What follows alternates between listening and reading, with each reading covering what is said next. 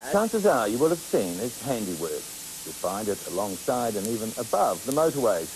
It's in the city and the suburbs, on buildings, fences, lampposts. His street name is Ratz, a man so devoted to his vandalism, he would spend 5 nights a week, from midnight till dawn, spraying his marks. By his own calculations, he tagged some 10,000 times. But a couple of months ago, Ratz met his match, his nemesis, in the form of a very determined policeman. Now Ratz either reforms, he goes to prison. All graffiti artists tight. All graffiti artists tight. You know the difference between right and wrong, mate? Yeah, I'm with the difference.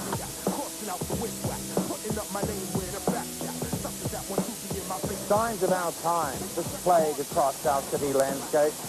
Crude markings, vandalism, which to many people is not only a violation of property, but a very personal violation as well. But who are these taggers, these people that call themselves writers of the night? We'll meet one of Auckland's most prolific, a man who'll do 130 of these in just one night. Well, Carl, a lovely white wall. How was the deal with it?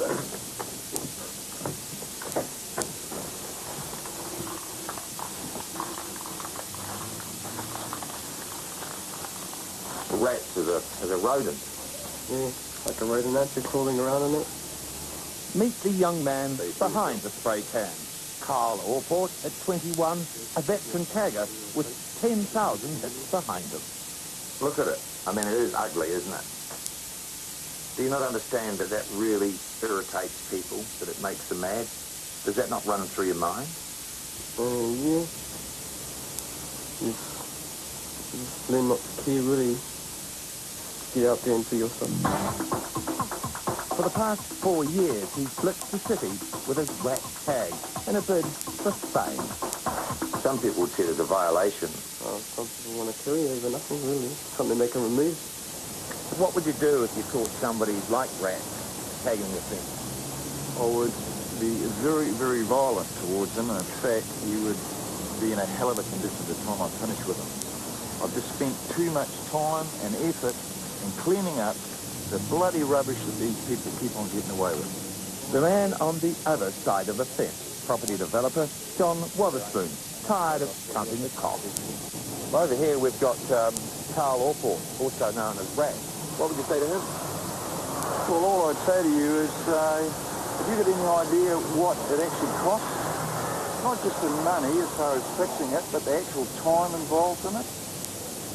The little old ladies and old men that come out and see, they can't do nothing about it. They can't even afford to have it removed. It's wrong. And that's all there is to it. Well, that's wrong. Everybody does something wrong. It might be something minor, but there's still be something wrong. Can't be believe it. Unbelievable. You're breaking a lot of people's hearts, mate. A lot of people's hearts. Gotta grow up sooner or later, mate. We spent Wednesday just going around getting a list of a few tags that Carl particularly wanted to get rid of, and we'll be spending most of the morning doing that. He was King Ratz, the top of his obsession, but now Carl is being tagged by the law. There are 3 ways that I know we can fix the problem with Carl. We can kill him, we can lock him up forever, or we can change him round. The Ratz catcher, Community Constable Steve Farrell. Killing him is probably out of the question. Locking him up forever means I'm going to have to keep working on him for the rest of the time that I'm here. We can change him round, and in the end it's the easiest solution. It's the hardest short term, but long term it's the best solution. And for Carl that begins with 200 hours of community service under Steve Farrell's watchful eye. Okay, Carl. Go for it. It's Sunny Nook on Auckland's North Shore, the Untagged program, where the rehabilitation begins with a paintbrush. Getting less payments to paint over that tag every time. Not a worry anymore. It's the Community Constable's brainchild I love this job. and his passion, a program he started after his own street was tagged. But this program is not just about punishment, about painting out graffiti.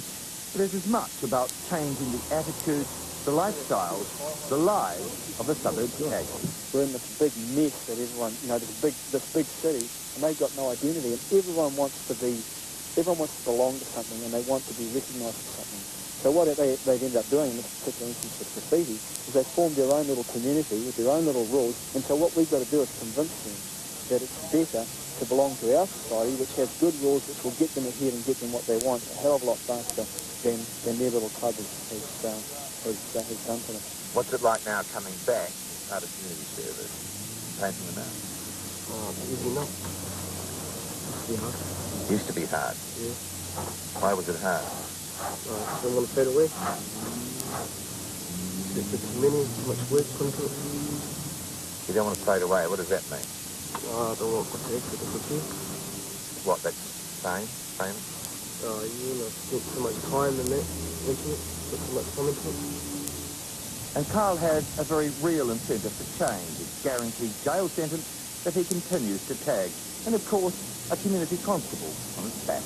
What we want to let them realise is that there's a hell of a lot better ways of being recognised and getting your ego moved than spraying paint on someone's wall.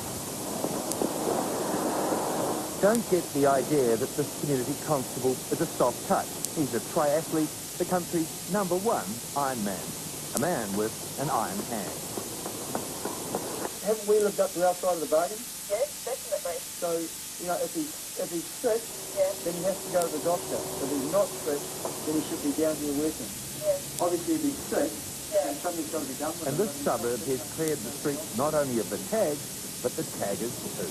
I don't want to spend the next 20 years locking these guys up. I want them to change right now, and I insist that they change every day I see them. If they don't change today, I come back tomorrow and they haven't changed, I'll insist that they change before the next day, and eventually they will.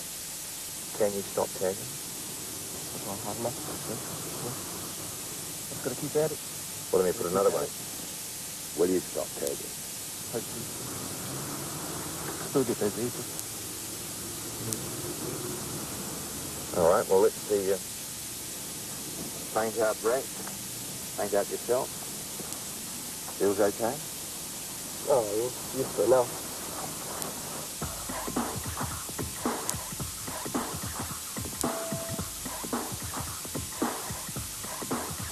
Steve, this is not tagging, what they call bombing. What do you think of it? Yeah, this is a good piece of work. Wouldn't have it in my own living room, but it's better than it was. It's the small sign of a redirection. It's what's called a bomb, a mural, and Carl's first legal artwork. At least here he sought and won the approval of the building's owner, and in return keeps the walls free of tagging. Up here written, art is not a crime, but tagging is. A significant development for Carl, do you think? It obviously shows that he's thinking a bit more, and it's good to see that he's thinking along those lines rather than along the lines that he has for the last 6 years. It's the Ratz nest, the garage of his father's home, and the only mural safe from taggers. I get more enjoyment out there in the mills than tagging. I don't really like tagging that much either. This is a lot more artistic, isn't it? Yeah. Oh, it's a good thing about it. I'm into my art. But until now, mostly illegal art, a collection of 40 or 50 murals. What's your favourite mural? One of mine. One here.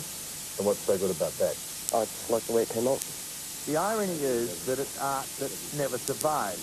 Tagged over or painted out, Carl's collection remains only in his photograph album. But the bombing, the graph, is at least another step forward.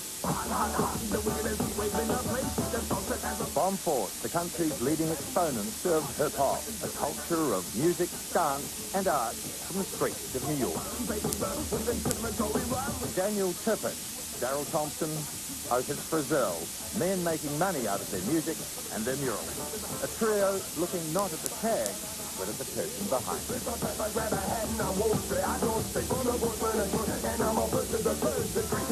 Tagging is the result of the ghettos. If you want to stop tagging, you get rid of the ghettos. That's the only way to stop tagging, is you give those young people a fair opportunity to represent themselves. They will not tag. Easy. Well, what's a tag to you when you see a tag? That's an angry voice. Bomb Bomb Force have a lot of street credibility. Role models, men who spend time redirecting the energies of taggers. We're involved in keeping young men out of jail because the jails are just full of our young men. You know, who's looking after our women and our children while thousands of us are in these little concrete cells, you know? That's why I go and visit those people out west. I don't say to them, well, I want you to be the king of the world. I say to them, I want you to stay home and look after your family. We must break the cycle, really. How do you break that cycle, though? You get that energy that these young people have that allows them to be out on the street at 2 in the morning every night of the weekend. You just say, look over there. And they go and do it themselves. We just say, come on, man. We just reminded them that they are people, that human beings who come from a great nation. Carl is another tagger they're hoping to keep out of jail, and he's about to get some sound advice from this bomb force. If he tags just one more time, he'll go to prison. What would your message be to him? Watch out for Bubba, bro. He's gonna get you, man. You're cute, bro. He doesn't look like a criminal to me. Oh, yeah, bro, that's pretty true to me. And the last thing I want to do is go to jail, man, and have them have to come and visit me on Sunday at 2 o'clock in the afternoon and ram things up my ass. I did that, bro. Yeah, I did that, bro. You know, if I went to jail, I wouldn't even have my family come up here out of total embarrassment, you know? You've got to help us. Yeah. We've got to turn you into a graffiti artist. What do you reckon?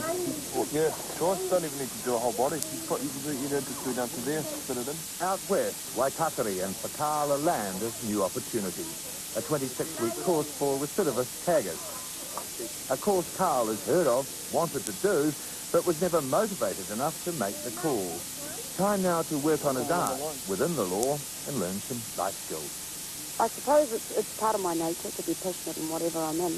However, with these particular boys, I just felt a social responsibility towards them to give them the same things that my kids have. Dot Barrington is a former teacher, now turning round taggers. In the last year, she's had a dozen successes on this course. She offers them a new beginning of painting out the past. Will you stop them tagging? I think that that's something that they have to decide for themselves. And given the right opportunities, I'm sure they'll do it. It's like any of us. We give them the right opportunities, will flourish and grow. For Carl, this is a new beginning. In a sense, he's crossed a line just by being here. For the first time in his tagging career, he's made a voluntary commitment to his own rehabilitation.